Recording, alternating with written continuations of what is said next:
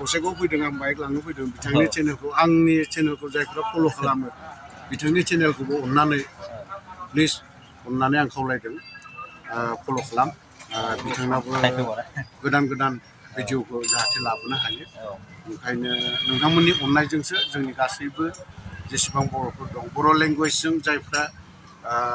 एथ'राब जाया थेवबो नोंथांमोना फल' खालामब्लासो बिथांनि चेनेलाबो देरगोन नङाब्ला रावबो देरनाय नङा गावजों सापर्ट होलायनांगोन आरो खालामलायनांगोन आरो माने गुबुनखौ जेरैबायदि फल' खालामो बिथांनिखौबो फल' खालामनानै हो आंनि जायफ्रा अख्रि दैमारि चेनेलखौ फल' खालामो आरो अख्रि ब्लगखौ जायफ्रा फल' खालामो बिथांनि चेनेलखौबो फल' खालामबानो जाबाय आं मोननैखौ नायखायो आदानिखौ बे अख्रि ब्लगखौबो ओमफ्राय बेथ' बे नायबाय थाखायो मेन चेनेलखौहाय ओमफ्राय दिनै फार्स्ट टाइम आरो ना बे इउटुबार लोगो हमफेराखैमोन आङो ओमफ्राय आदाखौ लोगो हमफेरबाय दिनैहाय आंनो बेदर जाहोनांगौ बियो आंसो गारिया लाबाय नै लेखा बानायगासिनो दं दा